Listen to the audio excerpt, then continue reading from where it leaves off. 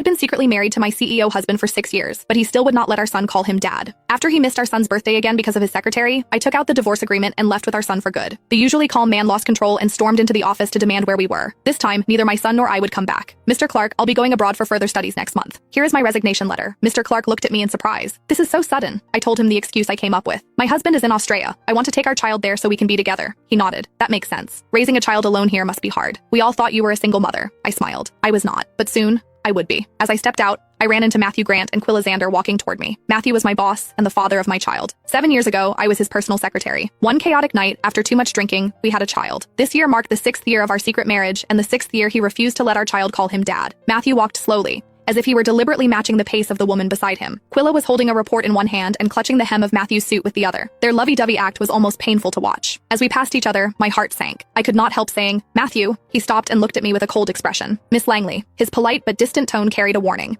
It was a reminder that this was the office. He was communicating that he was my boss and I was his employee. I understood what he meant and buried the feelings I had already been suppressing. "Mr. Grant." Matthew gave a small nod and kept walking, as if I were a stranger. I laughed bitterly at myself and swallowed the words about my resignation. He would not care anyway. My phone lit up. It was a message from my son on his smartwatch. "Mom, will Dad come home for my birthday?" I froze for a moment and instinctively looked back. I saw Matthew leaning down to speak gently to Quilla. Someone passed by, and he instinctively shielded her. His eyes were full of tenderness. I suppressed the ache in my chest and texted Matthew. "Today is Tyler's birthday. Are you free tonight?" Across the hall, I saw him check his phone. Less than 3 seconds later, he put it down without a change in expression. As I looked at the unanswered message, I laughed bitterly at myself. I thought, "Whitney, get a grip. You should have known he would never love you. What were you even expecting?" I put my phone back in my pocket, took a deep breath, and walked away. I thought, "Matthew, soon you'll be free." After leaving the office, I went straight to Tyler's kindergarten to pick him up. As soon as he saw me, he said, "Mom, today's my birthday. Will Dad celebrate with me?" On the crowded street, my eyes filled with tears. "Your dad?" Before I could finish, my phone buzzed. Matthew had finally replied.